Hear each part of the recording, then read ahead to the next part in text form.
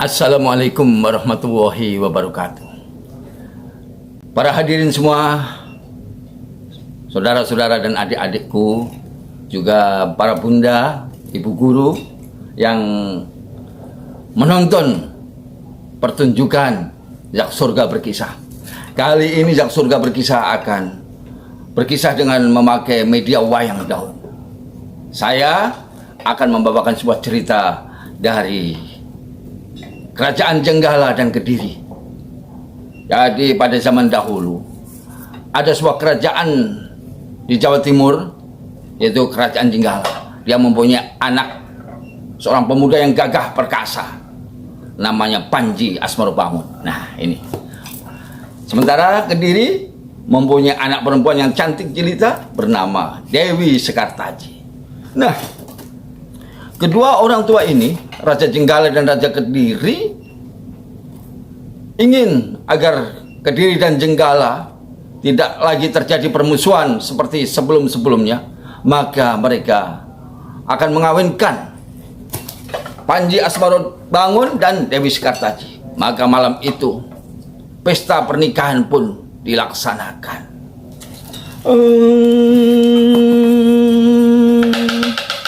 Pesta pernikahan yang sangat meriah, 7 hari 7 malam dilaksanakan di Kerajaan Jenggala. Dewi Sekartaji bersanding dengan Panji Asmarobangun. Yang laki-laki ganteng, gagah, perkasa, sementara yang perempuan cantik jelita. Semua rakyat bergembira.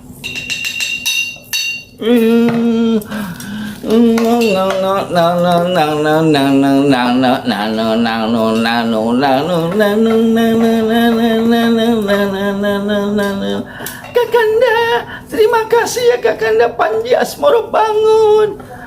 Kakanda sudah sudi memperistri saya untuk menjadi permaisuri Kakanda. Oh iya, aku juga berterima kasih Dewi Sekartaji yang cantik jelita, sehingga aku bisa menyentingmu. Aku mengalahkan banyak pemuda-pemuda yang lain, para raja-raja dan para putra mahkota, sehingga engkau terima menjadi suamiku, menjadi suamimu.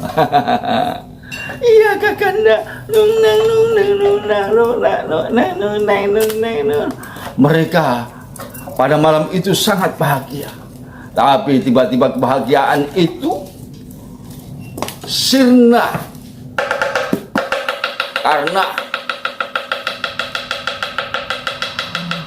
ada orang-orang yang tidak suka mereka menikah. Sebuah gerombolan kekuatan menyerbu Kerajaan Jenggala. Wah.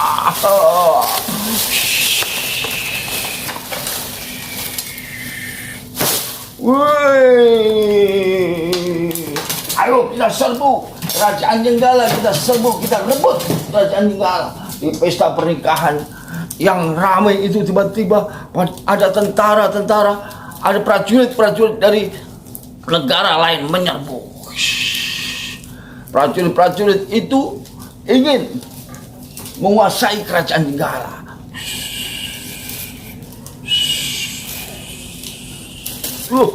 Yang menyerbu.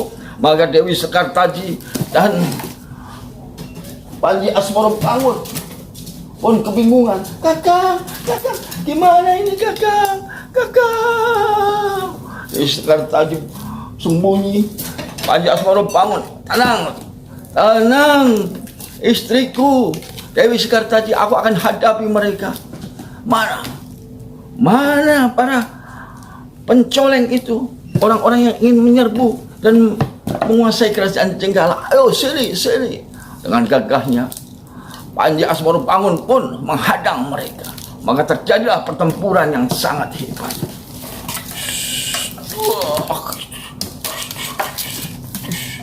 Pertempuran itu terjadi berhari-hari, bermalam-malam. Sementara itu Dewi Sekartaji tiba-tiba dikejar oleh para pencoleng itu dan ingin ditangkap. Dewi Sekartaji, mau kemana kamu? Kami kesini justru tujuannya adalah untuk menculikmu, Dewi Sekartaji. Dewi Sekartaji pun lari, kejar oleh mereka, kejar oleh mereka, terus dikejar terus. Ayo kita kejar, ayo. Kemana tadi? Kemana tadi Dewi Sekartaji? Dia akan sembunyi kemana kau Dewi Sekartaji? Akan sembunyi kemana kau Dewi Sekartaji? Dewi Sekartaji sembunyi.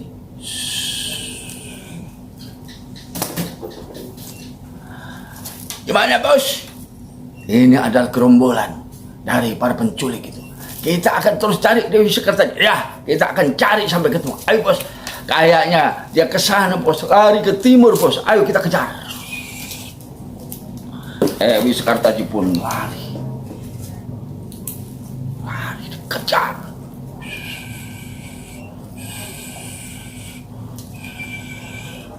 Dewi Sekartaji bukanlah gadis biasa. Dia adalah gadis yang tidak manja.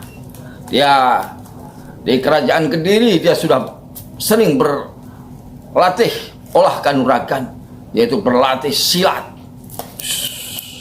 berlatih bela diri, lari dan sebagainya. Maka Dewi Sekartaji pun tidak takut-takut. Dia terus berlari dan kemudian sembunyi di hutan.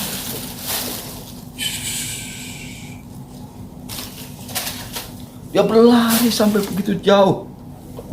Dewi Sekartaji lari terus sampai begitu jauh. Dan akhirnya setelah beberapa malam dia menginap di hutan, tidur di atas pohon. Dia tidur di atas pohon. Pagi-pagi dia turun lagi dan melanjutkan perjalanan lagi. Dan dia tidak tahu kemana dia harus pergi. Aduh, kemana aku harus jalan lagi? Aku tidak tahu jalan pulang. Dan aku juga tidak tahu kemana aku harus pergi. Dewi Sekartaji pun terus berjalan. Sampai akhirnya dia sampai ke sebuah perkampungan. Dan perampok-perampok itu pun berputus asa dan kemudian pergi entah kemana. Dewi Sekartaji sampai di sebuah perkampungan. Dia mencari tahu kemana aku akan berjalan. Ya Allah, tunjukkanlah aku jalan kemana yang harus aku tempuh, kata Dewi Sekartaji. Kemana aku? Pada saat itu muncul seorang penduduk lewat.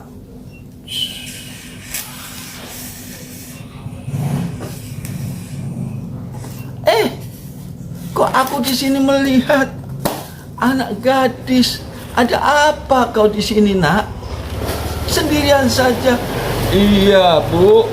Saya ini tersesat jalan. Saya tidak tahu jalan kemana harus pulang. Bolehkah saya menginap di rumah Ibu? Dan di sana saya nanti bisa membantu Ibu. Boleh saja kamu menginap di rumahku. Tapi aku mesti ngomong dulu sama anak-anakku. Karena aku punya 3 orang anak gadis. Oh iya Bu, silakan Bu. Ibu-ibu itu pun memanggil anak gadisnya. Anak-anakku, kemari anak-anakku.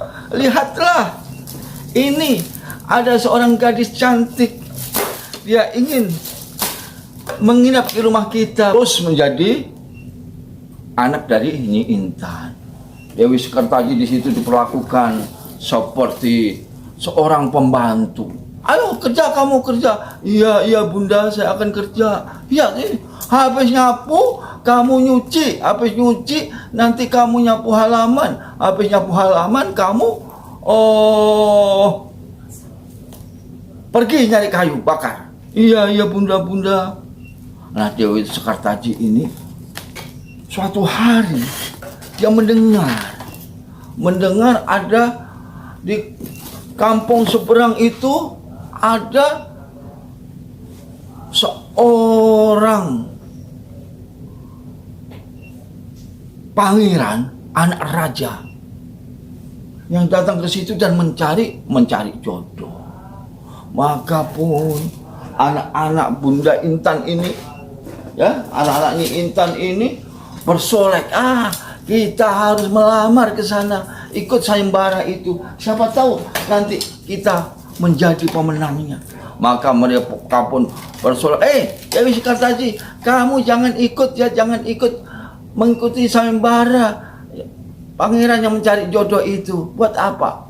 Ya nggak mungkin lah dia ikut sayembara itu, kan dia sendiri bajunya aja nggak punya, bajunya aja jelek. Ya Dewi Sekartaji, itu kamu harus bersihkan baju-baju kita, kamar-kamar kita semuanya bersihkan. Kita semua mau pergi untuk melamar, mengikuti sayembara seorang pangeran yang mencari istri. Maka mereka pun bertiga berangkat. Nah, Nyi Intan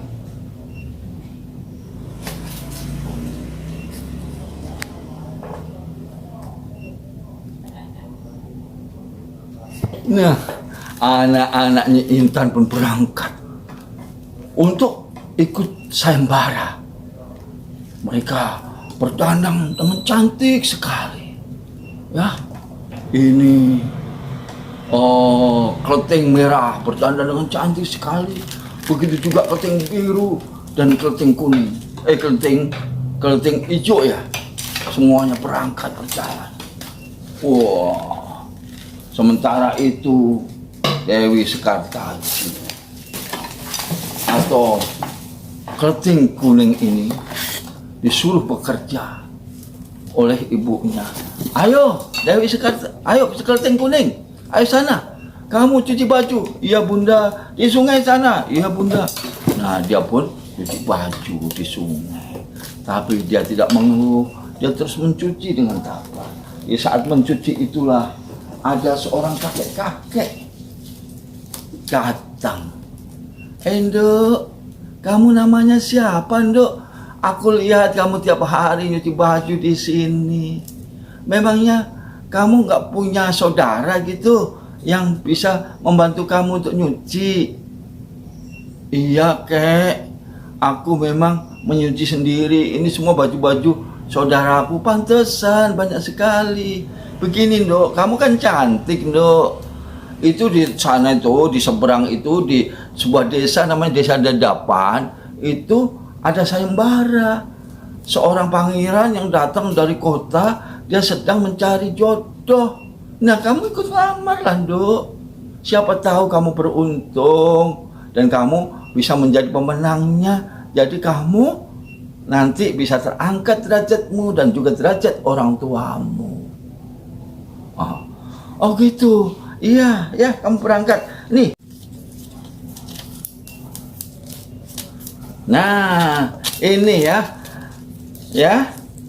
Keleting kuning. Iya, kakek. Kamu berangkat nih. Kamu saya kasih nih ya. Ini tongkat, ini bisa kamu gunakan kalau ada apa-apa berangkat ke sana, soalnya tempatnya jauh. Nanti tongkat ini bisa kamu buat ngusir-ngusir kalau ada binatang buas, kalau apa ya. Coba, ayo berangkat. Saya doain semoga kamu menang ya. Oh iya, Kek, makasih Kek. Maka Dewi Sekartaji pun berangkat menuju Desa Dadapan. Desanya sangat jauh ya. Dia jalan sendirian dia. Sementara itu kakak-kakaknya tadi yang perempuan sudah hampir sampai di sana. Oh, mereka bertiga jalan. Kak, jauh juga Kak ya tempatnya. Iya Dek, kita jalan aja. Nah, oh itu tuh kelihatan tuh tempatnya tuh. Nah, tempatnya sudah dekat. Oh iya Kak ya. Tapi ternyata mereka terhalang oleh sebuah sungai yang sangat besar. Waduh Kak, itu ada sungai. Gimana cara kita menyeberang ya? Kalau ada sungai begitu, kan kita udah dandan cantik-cantik. Kalau kita kena air sungai, nanti nanti semua badan kita basah, kita jadi bedaknya luntur semua. Iya ya, bagaimana? Akhirnya di saat itu, ya, dia tidak bisa menyeberang. Nah, datanglah seorang perompak, ya, bajak laut. Oh, kalian, putri-putri, anak-anak gadis, mau kemana kalian? Siapa yang ngawal kalian? Nggak ada, Pak.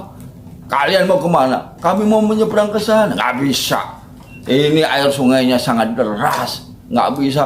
Bisa lah, Pak, saya numpang ke perahu Bapak. Oh, kalau kamu mau numpang ke perahu saya ada syaratnya. Apa, Pak, syaratnya kamu harus cium pipi saya. Bagaimana? Kalau kamu mau cium pipi saya, nanti kita ke sana semua gratis. Ya? Saya antarkan kamu ke seberang sungai yang besar ini. Bengawan yang sangat dahsyat ini airnya. Mereka semua berunding bertiga. Akhirnya mereka mau, baiklah Pak, kalau begitu Pak. Ayo, naik satu persatu, cium aku. Dicium, ya. Bajak lautnya dicium sama kelting merah, cium. Naik. Begitu juga kelting biru, cium dia. Naik. Begitu juga adiknya ikut-ikut cium. Naik. Akhirnya mereka diantar sampai ke seberang. Nah, kelting kuning datang. Siapa kamu datang ke sini? Saya mau menyeberang ke sana. Nggak bisa. Kamu nggak bakal bisa nyeberang ke sana. Saya mau menyeberang, Pak. Nggak bisa. Kalau kamu menyeberang, kamu harus cium saya. Nah, untuk apa saya cium Bapak? Nanti kamu saya kasih tumpangan perahu itu. Enggak mau. Enak saja. Kalau Bapak minta bayaran, saya kasih bayaran. Ini saya punya uang. Tapi saya nggak mau nyium-nyium Bapak. Kalau nggak mau ya sudah. Kamu saya tinggal. Jangan dulu. Berani-beraninya kamu. Nggak bisa. Kamu nggak bisa nyebrang ke sana. Ini sungai ada kekuasaanku, ini daerahku. Kalau kamu mau nyebrang ke sana, kamu harus ikut aturanku. Enggak, saya kelting kuning, saya tidak mau ikut aturan Bapak. Saya punya aturan sendiri karena saya seorang gadis. Saya tidak mau dipegang-pegang, saya tidak mau apalagi disuruh cium. Enggak, najis. Oh, jadi kamu melawan? Ya, aku melawan. Akhirnya, karena bajak laut itu terus ngotot, akhirnya terjadilah pertarungan antara kelting kuning dan bajak laut itu. Kelting kuning ini, biarpun dia anak seorang raja, yaitu Raja Kediri, tapi dia bukan anak yang manja. Maka dalam pertarungan itu, ya keluarkan tadi tongkat yang diberikan si bapak tadi. Ini tongkatnya, yang diberikan bapak tadi, dipukulkan oleh kelting kuning, dipukulkan ke sungai. Jedas. Bismillahirrahmanirrahim. Buas. Dipukulkan ke sungai, tiba-tiba sungainya itu airnya sat semua, kering. Maka kelting kuning pun lari menyeberang sungai itu. Sementara bajak laut itu perahunya jadi kandas, rusak dan terbakar. Maka bajak laut itu pun sedih, dia dikalahkan oleh seorang gadis. Tapi karena dia memang bersalah, akhirnya dia pun pergi. Ayo, siapa sekarang yang mau ikut sayembara melamar anakku, yaitu Ande Lumut? Saya bu. Maka kelting merah pun maju ke depan. Saya bu. Oh, namamu siapa? Aku kelting merah bu. Cantik sekali kamu.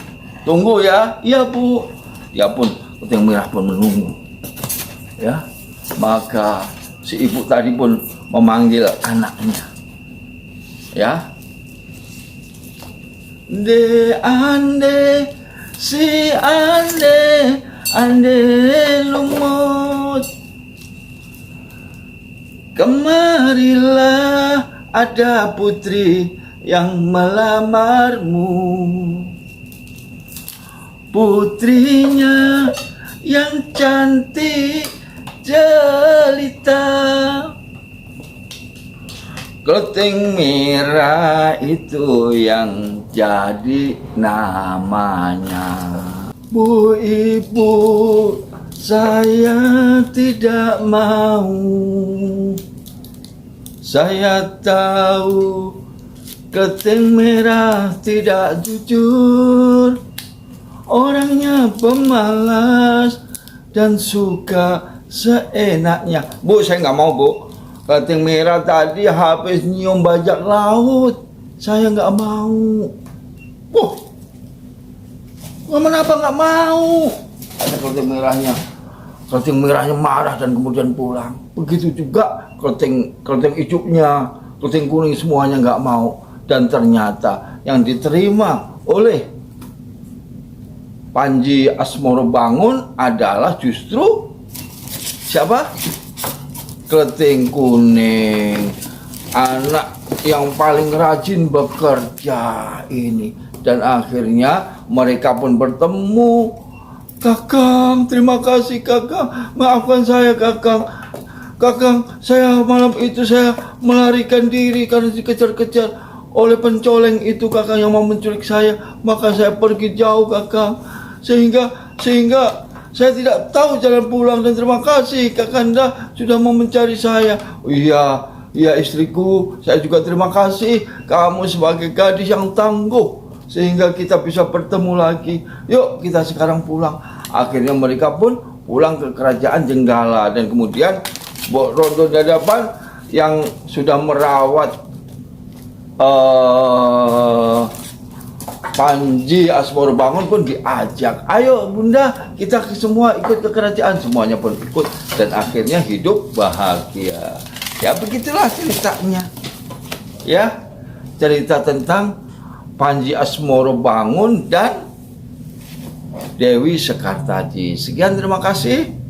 Assalamualaikum warahmatullahi wabarakatuh. Jangan lupa ya, jadi kejujuran, kerja keras itu pasti akan ada hasilnya.